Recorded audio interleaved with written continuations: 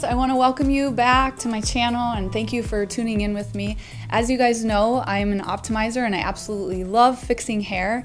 So I brought my model Andy in today and I want to point out a couple of common traits that I see when I get new clients walking through the door. So let me point them out because again, in men's hair, these are a lot of common things that I see. Number one is that there's a perimeter through the back. This is really common. It looks to me like they came in, they cut the haircut, and then they went back in and cut a perimeter through this bottom area. What that does is it creates weight. And we want to eliminate weight. In men's haircuts, we don't really work in perimeters. So the idea is we would just bring it out vertically and then leave it, or kind of come in and soften it. But we don't want to cut any horizontal lines in because you can see through the bottom here that there's weight through the bottom, and again, we're trying to eliminate that. Another thing cutting in that perimeter is that it started to round out this way. Because this hair in through here is cut really short, that creates a roundness this way.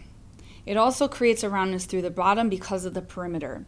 In through here is a little bit flatter, which tends to be a little more masculine, which is what we're aiming for. In men's hair cutting, we want to work more on angles than we do on the roundness of the head. How we get around that is by taking this hair completely vertically this way to eliminate some of this weight in through here, but not taking it up this way, which is going to follow the round of the head and create a roundness. In men's hair, we typically want to work on the interior of the shape, leaving the perimeter towards the end and really not touching too much of it. If the interior shape is correct, we usually don't have to touch the perimeter too much. The length that I'm going to go is I'm not going to see any skin. I'm going to use my shear first. I'm going to come back in and use my clipper.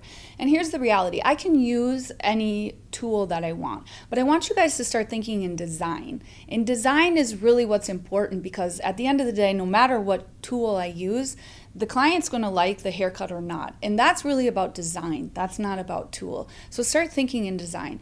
And whether you're a cosmetologist or a barber, you're probably, the transition area is usually the toughest spot for both people, that transition area. So watch my transition area because that becomes really important into play. It also becomes really important in masculine shapes to keep it really, I hate to say square, but angular. Okay? So if you have any questions, just write them down in the comment box and I'll try and answer them for you.